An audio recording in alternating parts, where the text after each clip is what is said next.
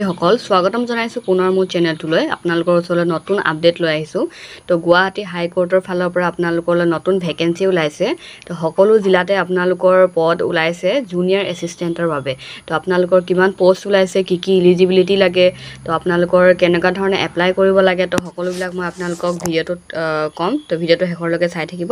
আৰু যিসকল বন্ধু বান্ধৱীয়ে মোৰ চেনেলটো নতুনকৈ আহিছে এনেকুৱা ধৰণৰ আপডেটবোৰ পাই থাকিবলৈ সাবস্ক্ৰাইব কৰি ল'ব তো এতিয়া আমি ভিডিঅ'টো আৰম্ভ কৰোঁ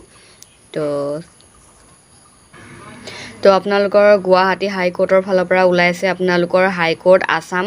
নাগালেণ্ড মিজোৰাম আৰু অৰুণাচল প্ৰদেশৰ বাবে তো আপোনালোকৰ এপ্লিকেশ্যন ষ্টাৰ্ট ডেট হ'ব 15 তাৰিখ 7 মাহ 2025 3 PM ৰ পৰা আপোনালোকৰ লাষ্ট ডেট আছে 31/7/2025 অৰ্থাৎ আপোনালোকৰ 15 দিন সময় দিছে আৰু আপোনালোকৰ last date of payment fees আছে আপোনালোকৰ 5 তাৰিখ 8 মাহ 2025 তো ইয়াৰ বাবে আপোনালোকৰ এপ্লিকেশ্যন ফিজ এটা লাগিব এপ্লিকেশ্যন ফিজ আপোনালোকৰ SC ST ৰ বাবে 250 টকা আৰু আপোনালোকৰ আদাৰ্স ধৰক আপোনালোকৰ OBC ৰ বাবে UWS ৰ আপোনালোকৰ জেনেৰেলৰ বাবে আপোনালোকৰ 500 হ'ব তো ইয়াৰ বাবে আপোনালোকৰ এপ্লিকেশ্যন ষ্টাৰ্ট হ'ব 15 তাৰিখৰ পৰা তো আপোনালোকে এপ্লাই কৰিব পাৰিব তো আপোনালোকৰ ইয়াৰ পোষ্ট ওলাইছে জুনিয়ৰ এডমিনিষ্ট্ৰেটিভ এসিস্টেন্টৰ বাবে ইয়াৰ বাবে আপোনালোকৰ পে স্কেল হ'ব 14000 ৰ পৰা 70000 উইথ গ্ৰেড পে 6200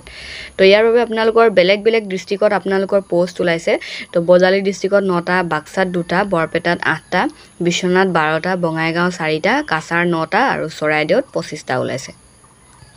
চিৰাং ডিস্ট্ৰিক্টত 5টা দৰঙত 16টা ধেমাজি 6টা ধুবুৰীত 13টা ডিব্ৰুগড় ডিস্ট্ৰিক্টত 8টা ডিমা হাছাওত 11 গোৱালপাৰা 4টা গোলাঘাট 13 হাইলাকান্দি 9 হোজাই 13টা যোৰহাটত 15টা কামৰূপ মেট্ৰত 22টা কামৰূপ আমিনগাঁৱত ওলাইছে আপোনালোকৰ 10টা কাৰ্বি আংলঙত 12টা কোকৰাঝাৰত 9টা লখিমপুৰত 8টা মাজুলীত 6টা মৰিগাঁও 14টা নগাঁও 11টা নলবাৰী আপোনালোকৰ 10টা শিৱসাগৰ 3টা শোণিতপুৰ 16টা সাউথ চালমাৰা মানকাছাত 26টা শ্ৰীভূমিত আপোনালোকৰ 12টা তিনচুকীয়াত আপোনালোকৰ 15টা উদালগুৰিত 5টা আৰু ৱেষ্ট কাৰ্বি আংলঙত 6টা টোটেল আপোনালোকৰ 367 ওলাইছে তো আপোনালোকে সোনকালে এপ্লাই কৰি লওক ইয়াৰ বাবে যদি আপুনি এলিজিবিলিটি ক্ৰাইটেৰিয়া চাই তেতিয়াহলে আপোনালোকে দেখিব আপোনালোকৰ গ্ৰেজুৱেচন কমপ্লিট হ'ব লাগিব তাৰ পাছত লগতে আপোনালোকৰ কম্পিউটাৰ নলেজ থাকিব লাগিব 3 মাহৰ তো আপোনালোকৰ অফিচিয়েল ল্যাঙ্গুৱেজ আসামিজ হ'ব লাগিব আসামৰ বাবে আৰু আপোনালোকৰ এখন registration card valid registration card থাকিব লাগিব এক্সচেঞ্জ কাৰ্ড থাকিব লাগিব তো ইয়াৰ বাবে আপোনালোকৰ আনৰিজাৰ্ভৰ বাবে মিনিমাম এজ হৈছে 18 ৰ পৰা 40 আৰু OBC ৰ বাবে 18 ৰ পৰা 43 লাগিব যদি আপুনি ST SC প্লেইনছ হিলছত চাই আপোনালোকে 18 ৰ পৰা 45 আৰু PWD ৰ কাৰণে 80 ৰ পৰা 50 তো ইয়াৰ বাবে আপোনালোকৰ কেনেকুৱা ধৰণৰ সিলেকশন প্ৰসেস হ'ব আপোনালোকৰ এটা কমন এণ্ড ৰিটেন টেষ্ট হ'ব 120 মাৰ্কছৰ তাৰে আপোনালোকৰ জেনাৰেল ইংলিশ থাকিব 50 general knowledge including computer knowledge 30 আৰু জেনাৰেল এপ্টিটিউডৰ 20 তো অফিচিয়েল ল্যাঙ্গুৱেজ আপোনালোকৰ আসাম তো আপোনালোকৰ আসামিছত আপোনালোকৰ 20 মাৰ্কছ থাকিব তো ইয়াৰ বাবে আপোনালোকৰ প্ৰত্যেকৰে 1 মাৰ্ককে কেৰি কৰিব আৰু এভৰি ৰং আনসাৰ বাবে আপোনালোকৰ 1/4 মাৰ্কছ ডিডাক্ট হ'ব তো নেগেটিভ মাৰ্কিংও আছে তো আপোনালোকৰ কম্পিউটাৰ টেষ্ট হ'ব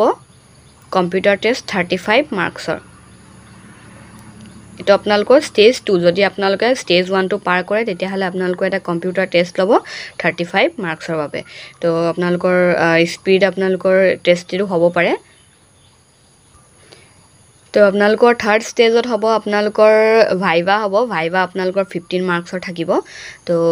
তিনটা ষ্টেজত আপোনালোকৰ এক্সামটো হ'ব আপোনালোকে কেনেকৈ এপ্লাই কৰিব www.ghsconline.gov.in ৱেবছাইটত আপোনালোকে গৈ এপ্লাই কৰিব লাগিব তো আপোনালোকৰ তো হিমানটোৱে আছে তো আপোনালোকৰ যেতিয়া এপ্লাই প্ৰসেস ষ্টাৰ্ট হৈ যাব তেতিয়াহলে আপোনালোকৰ মই এপ্লাই প্ৰসেসটো আপোনালোকক দি দিম কেনে ধৰণে এপ্লাই কৰিব লাগে তো আপোনালোকে চাওক ইয়াত কি লাগিব দেখা আছে name father name date of birth mobile number email ID তো হেবিলাক আপোনালোকৰ লাগিব ৰেজিষ্ট্ৰেচন কোডটো জেনাৰেট কৰিব লাগিব তাৰ পাছত আপোনালোকৰ এপ্লাই প্ৰসেসটো কমপ্লিট কৰিব লাগিব তো হেতুৱে আছিল আপোনালোকৰ ভিডিওটো যদি ভিডিওটো ভাল পালে তেনেহলে লাইক কৰি দিব আৰু আপোনালোকক যদি এপ্লাই প্ৰসেসটো লাগে মোক কমেন্ট বক্সত কমেন্ট কৰি জনাব যেতিয়া আপোনালোকৰ এপ্লাই ষ্টাৰ্ট হয় মই আপোনালোকৰ এপ্লাই প্ৰসেসটো দি দিম ধন্যবাদ